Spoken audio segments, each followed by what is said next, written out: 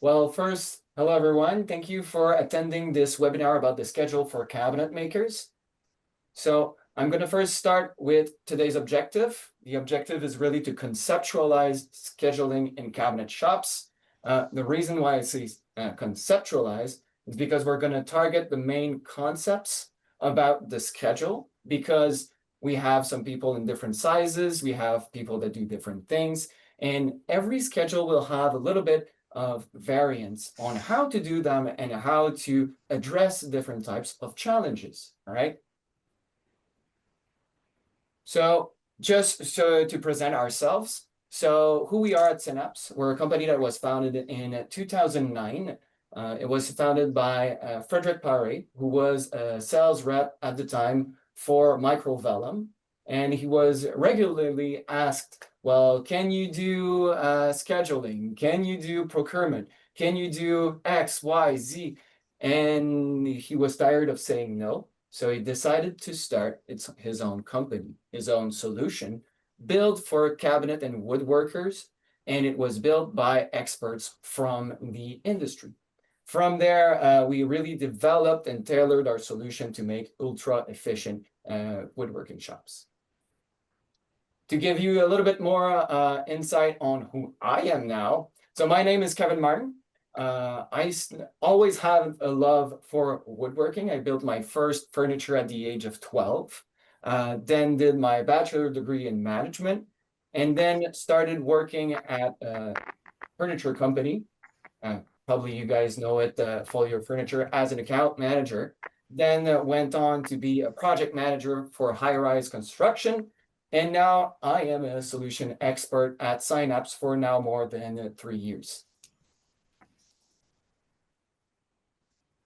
So scheduling in cabinet shops, probably most of you already understood it if you're here today. It's a challenge. You have to take into account a lot of external, internal factors. Things are moving, things are changing. There is uncertainty, there is sometimes instability, and that's what makes it an art to actually maintain one. So this is one of the biggest challenge. It's not the schedule itself, it's maintaining, right? So that is one of the biggest challenges that we all have. But the second question, actually, that I'm going to ask you guys is, why do we want to schedule? So I'm asking that question, which sounds a little bit stupid, right?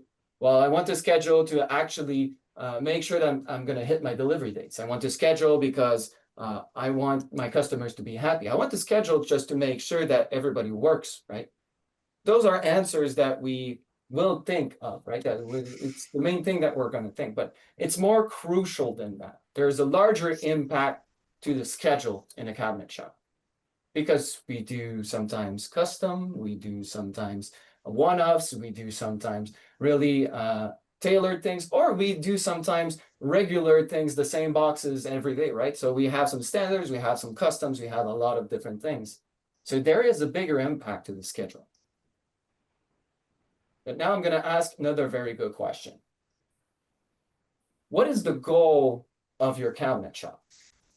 Because this also ties in, right? So the goal should be something like, well, we want to make money, right? Something like that. If you ask a company, not a company, but if you ask a hockey team, well, it's going to be to win the Stanley Cup, right? But now, is it a common goal? So to win a Stanley Cup, the hockey team will have all to work together. The goalie will stop as many goals as possible, right? As many pucks as possible.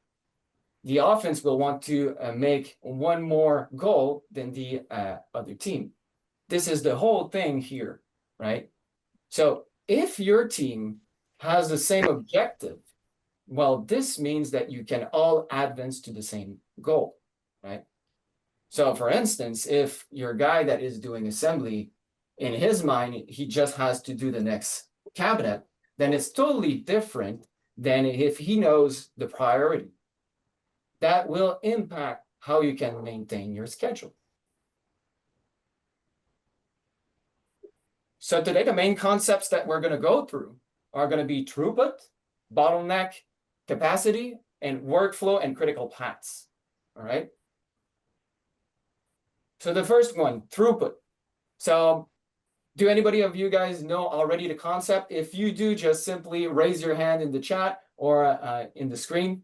So if you don't, well, the throughput is really the rate at which your system does generate profit. Again, tying in to the rest, right? So your system cost needs to create more value than what it actually eats. So how do we measure the cost of a system? To understand how we measure the cost of a system, I will go directly to the concept of the bottleneck, which is generally a concept that is more known, but I'm just still going to explain it with this example. I'm sure all of you have washed your car in your driveway. While going around the car, the hose just gets yanked around a tire, and then you lose all of the pressure, right? So this is exactly what a bottleneck is. You've created constraint at one point, and now you cannot get the same output at what comes in. So this is the bottleneck. For a hose, it's pretty simple. Unfortunately, for a cabinet shop, it's a little bit more complicated than that, right? So if we say that we cannot go faster than the slowest runner when you have a bottleneck, that means that the whole weight of the cost of the system is directly on that bottleneck. So I'm going to ask you guys to do a little bit of maths. Okay, keep it to yourselves, but just think about it, all right? So we're going to want to calculate the cost of the system on that bottleneck. So what we're going to do, we're going to take the annual revenue and we're going to subtract the materials. Generally, materials is about 30% in average of your different projects. Of course, this will vary depending on your procurement specialist, how many great deals was he able to make. So there's going to be a little bit of variance on here. You're going to divide that by the number of hours that your shop is open in a year, all right? So in this example here, I took an annual revenue of 3 million.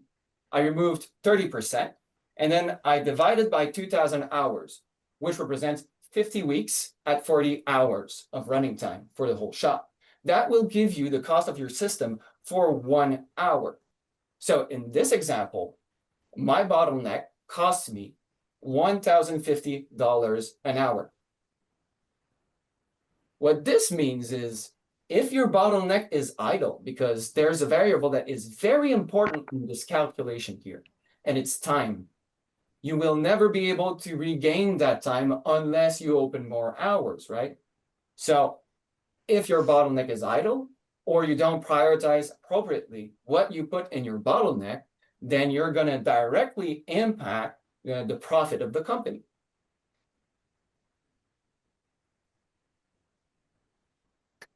The third concept that we're going to be looking at right now is capacity. So you're going to say, what's the difference between the bottleneck, the capacity? It's not the same thing. Well, unfortunately, no, it's different concepts. So the concept of capacity is actually what you will want to put into that bottleneck and how much value it will bring in. So you have maybe the capacity in your shop to manage a certain amount of X type of project versus Y projects. What do I mean by that is, for instance, I have a project that has finishing. Well, my project that has finishing might not have the same impact to my schedule, to my bottleneck, as one that is in Milliman. The one in Milliman, you have edge banding to do, you don't have any finishing. Unfortunately, finishing usually takes time to dry and takes a lot of space to dry as well, right? So let's say we are doing a project with finishing. I'm going through my shop, I use my saws, I use my CNCs, edge banding, I do my doweling and so forth, right? And then I do my finishing of my doors and finished end on one side. Then I have some downtime, maybe another part, right? Or I have some availability for something else to go through. So I could actually manage, according to my sales team, what I can sell to make sure that my shop runs at full capacity. And that will also impact our profit in our throughput.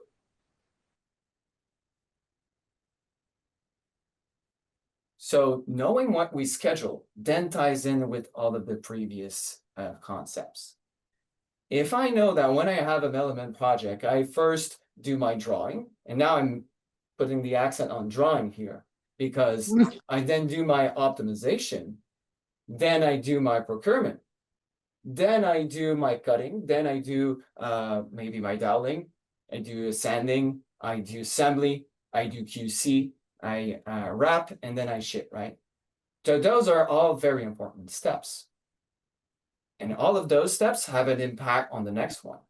So knowing what you will schedule will then help you to do the next steps, will help you to maintain it, but will also help you to understand where you need to prioritize. So, as I was mentioning, projects will go through different flows. If I make a slab door project, I will make my doors. It will take less time than if I'm actually doing MDF doors and I have finishing to do. It will take less time because if I do a thermofoil door that I need to purchase, and then I need to wait 6 weeks to receive them, right? So then we have the procurement part that is also very, very important. I need to have my materials on time to do my next steps. So mapping out your different projects should be one of the key components of creating your schedule.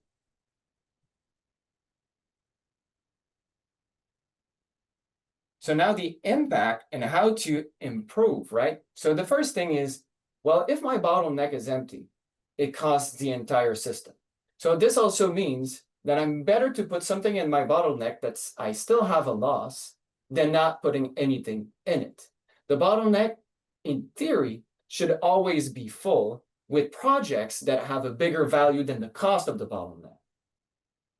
Now, you will also have to prioritize the different projects that will create more value. So I've already, I've heard, so, you know, I visited many shops over the course of the years, seen many different things go through, right?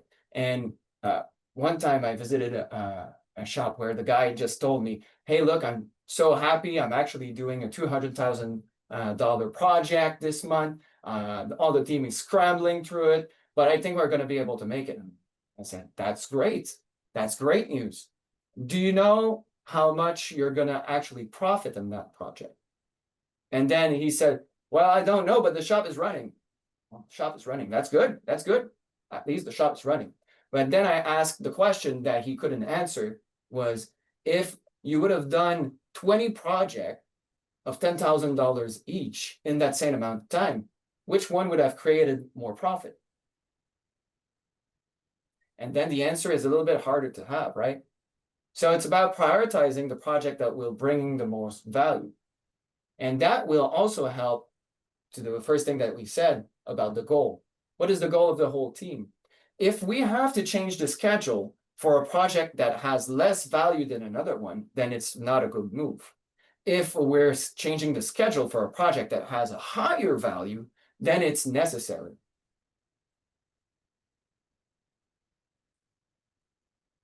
So how do we improve on those, right? So first we have to identify the different factors that impact the schedule. We then need to find a way to minimize them wherever possible to keep everything running as efficiently as possible. So today we're going to look at those 3 different factors. Okay, I know already what you're going to be saying is, well, I could get you a list that goes from the East Coast to the West Coast, and I could still find new ones, right? So we all went through different factors that impacted my schedule, but you have some common ones that you can have more power on. So material availability, that is one that will impact your schedule. Project changes from the customers, production delays, and by production delays, I mean mostly internal ones. So managing inventory and material availability. This is one thing that I've seen in a lot of cases that was minimized. but it's one of the part where you have the most cost. The reason why is if you don't get your material on time for production, well, what will happen is simply you're going to have to take your schedule and put it in the garbage, because then you have to move everything around. You then become a firefighter. You put your firefighter hat on, and then your day goes down the hole, right? So what you want to do is make sure that you have the right materials at the right time. But how can we make that? So first thing is we're going to set minimums and maximums for the products that we do use on a regular basis. So for instance, I want to always have 2 boxes of hinges. That might be one of the things, right? I want to have at least a bundle of white melamine because I use it more often. It's another thing that's important. You might also want to put 0 minimum quantity to odd color that you used only once in your life. Another thing that you'll want to do is implement just-in-time purchasing. Because the other thing is, well, I know that I need to have all of this material, but you have limited space. You have limited cash flow. You cannot say I'm just going to buy everything, right? If we could, nobody would still be here today. We would just buy everything and would be all full of money. That's not the way the world works. What we need to do is purchase as close as possible to our production need and make sure we have it on time, of course.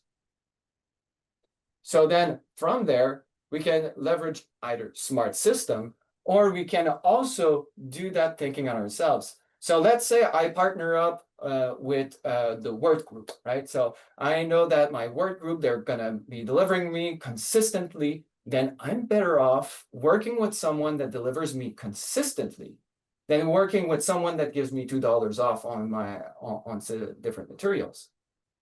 Because then you won't impact the cost of your whole system as it goes through. So you're a lot better, actually, than not go on that price war. You're better to look for partnership with your suppliers.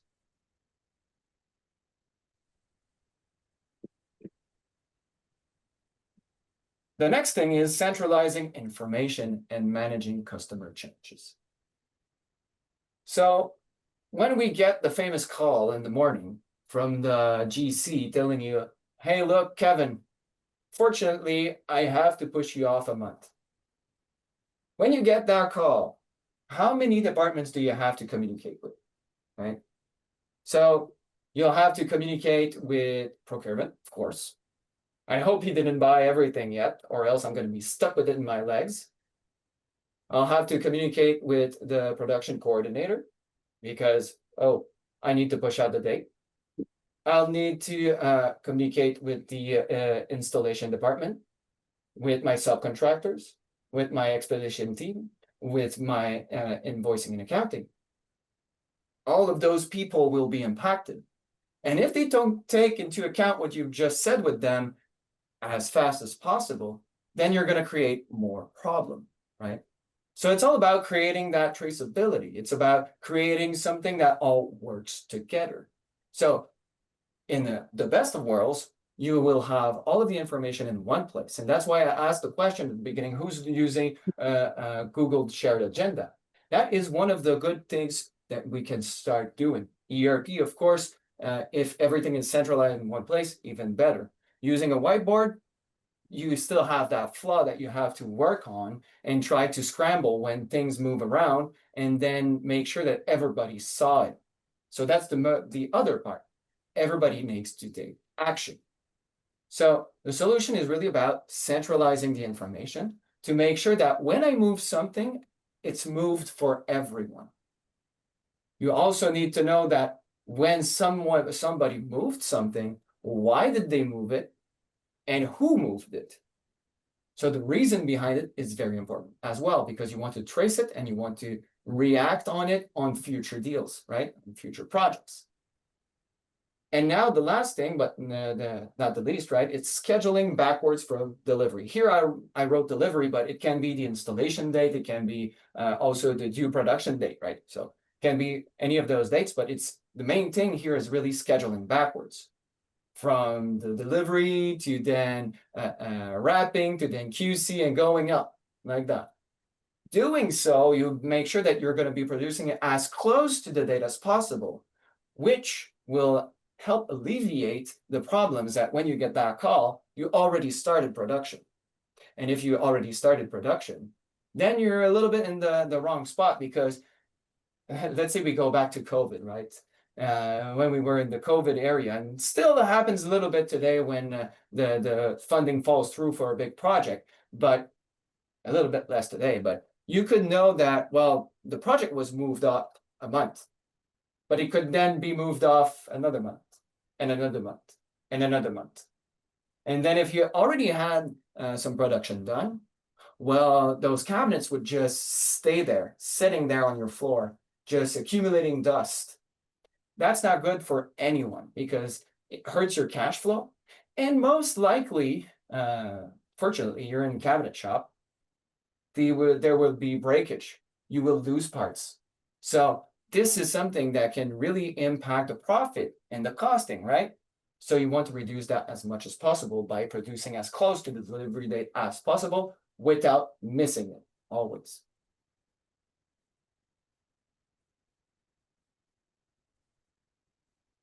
Now we're talking about production delays. So planning for the future. I mentioned it a little bit earlier. Prioritizing high value projects will always help you make sure that you make more profit. Minimizing other projects, important. You want to do that as less as possible. You still want to be able to hit all of those dates. So that's why when you manage with capacity, you manage with bottlenecks, you're able to have a broader view of what's actually happening to make sure that you allocate the right resources to every steps. And of course, when you get a call from one of your shop guys, that might be the only one able to operate a CNC, let's say, and he tells you, hey, look, I'm sick this morning, I can't come in. How do you manage that? Because that's always going to be last minute, right? So you have to make sure that you have the right prioritization to actually stay on track, keep track, have other resources that you can reallocate to move around to follow that path. So this will help you stay on track. Also, you'll have machinery breakage. So the only tip I can give you is actually doing the fine tuning as requested from the merchant, right? So if you need to do it every 3 months or every X linear feet, let's say, well, make sure you don't miss that date. And now the importance of communication. So in a cabinet shop, communication is key, not only with people internally, but also with people externally. So your people, your customers, your suppliers. Talked already about it with your suppliers, making sure that you partner with the right people. But it's also going to be about making sure that you partner with your customers. So if the customers understand that, well, if I move out your date, there's going to be X cost. Maybe this is something that you want to do. Maybe this is something that you don't want to do. But what we want to make sure is that everybody is aware of the challenges and is aware of the goal. So that way you can actually try to maintain that schedule that you've had so many times building so that it actually reflects reality. So an impacts of poor scheduling or poor communication, sorry. Probably you've all went through this. I personally went through this. Overstocking, making production happen too early, having late material arrivals, having delayed deliveries, having higher costs, and of course, potential damage to the reputation of your company.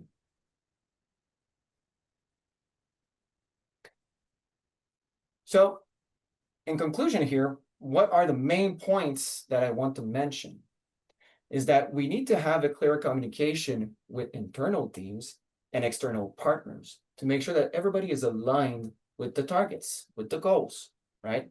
Having a centralized information to maintain what you schedule is also crucial. So that way you can actually move something and everything moves as well. You want to be able to have inventory management.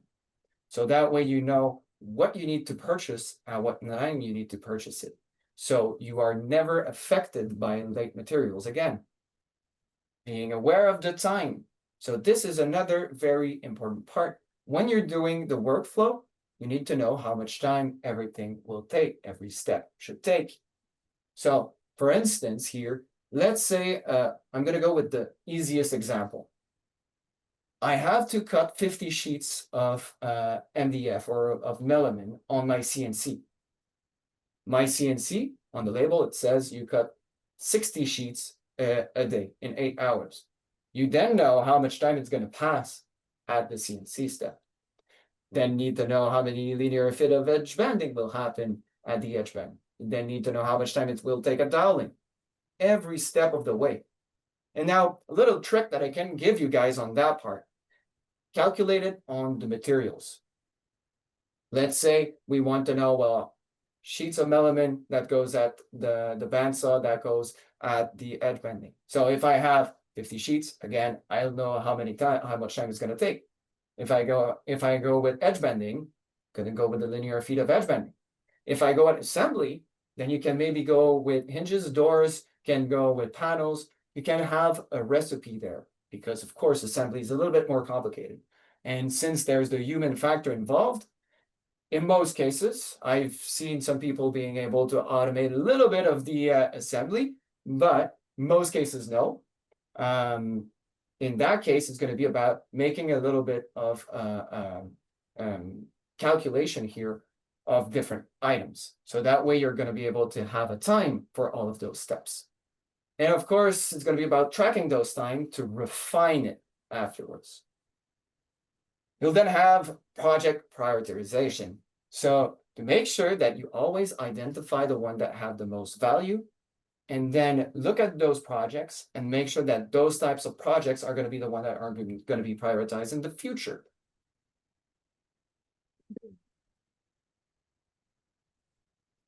Here we have written a small blue book that talks a little bit about ultra efficient woodworking shops.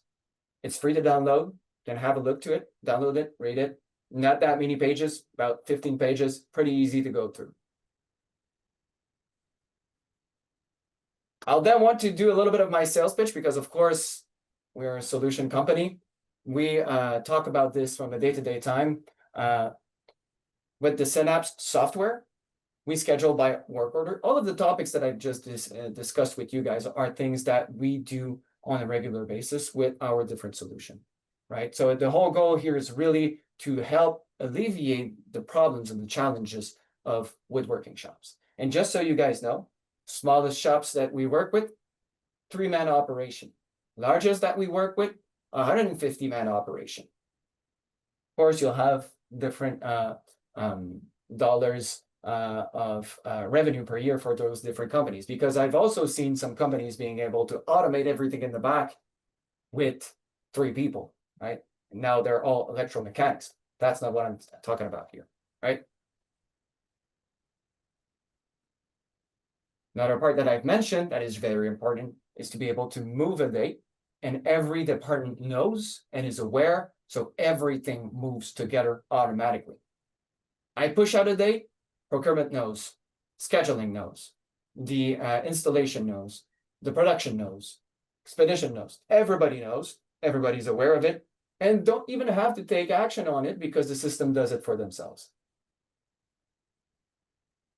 Purchasing on time. So we work a lot to connect you guys with your suppliers. So that way, when they answer to your orders, it actually goes through our system and updates the system for you. So having that all linked in helps you do really what adds value to your projects, to your time, right? So, of course, production made on time, knowing what you schedule, having your workflows created, making sure that your schedule is reliable, and knowing how much time all of those steps should take so that people, when they're in the back, they know how much time they should take for every step. The workflows are all tied together and showed in a Gantt chart, a little bit like what we see up here, right? Having a task view as well, having a separate calendar of scheduling for your deliveries and installation, and having another separate one for planning and capacity. So the capacity one, just so everybody, I hope everybody just got that, but it's about showing it to the sales team. Capacity is for the sales. They need to know what they need to sell next to promise the right date. This is what it's important for. Track your progress in real time. We want to know what's happening, who is working on what, how much time they're passing, making sure we hit those dates, and if we're not, taking the corrective actions as soon as possible. And of course, compare what we scheduled versus reality and have your cost of revenue. I want to know, well, I expect having that cost of revenue. Why am I off? Why am I on target? This is something that you need to have and take the right KPIs.